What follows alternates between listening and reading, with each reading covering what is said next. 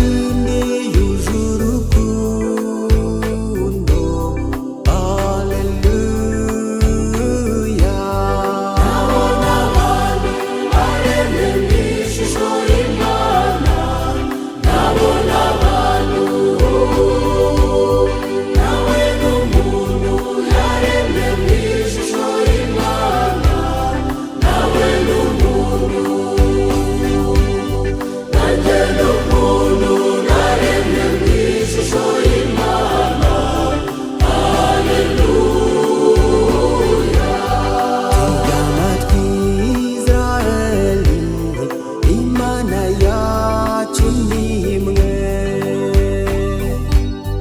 Uzajya ukunda Imana yawe, uyegurire roho yawe, kuko nta yindi yuje urukundo.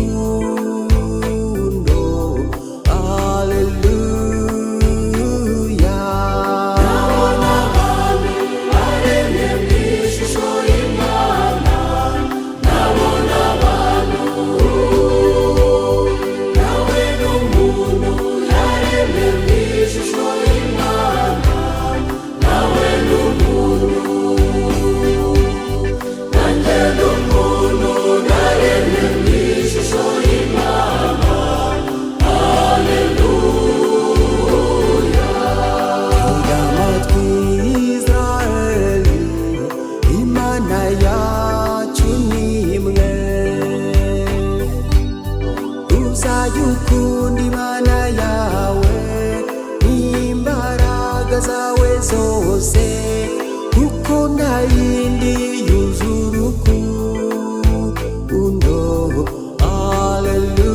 Haleluya. Ndabona abantu baremwe mu ishusho y'Imana, ndabona abantu nawe n'umuntu yaremwe mu ishusho y'Imana, nawe n'umuntu nanjye n'umuntu naremwe mu ishusho y'Imana.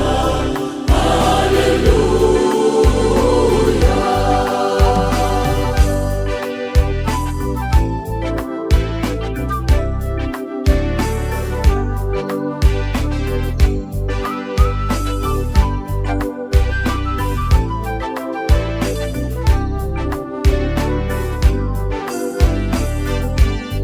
Tega amatwi Israeli, Imana yacu ni imwe. Uzajya ukunda umuvandimwe nk'uko wikunda ubwawe, nibwo uzaba nka so wo mu ijuru. Haleluya. Ndabona abantu baremwe mu ishusho y'Imana, ndabona abantu nawe n'umuntu yaremwe mu ishusho y'Imana, nawe n'umuntu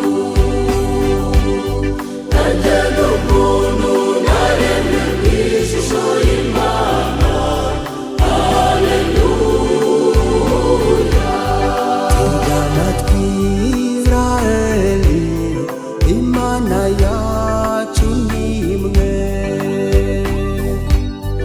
Uzajya ukunda abanzi bawe, ndetse unasabira abagutoteza, nibwo uzaba nka so wo mu ijuru. Haleluya. Ndabona abantu baremwe mu ishusho y'Imana, ndabona abantu nawe n'umuntu yaremwe mu ishusho y'Imana, nawe n'umuntu nanjye n'umuntu naremwe mu ishusho y'Imana.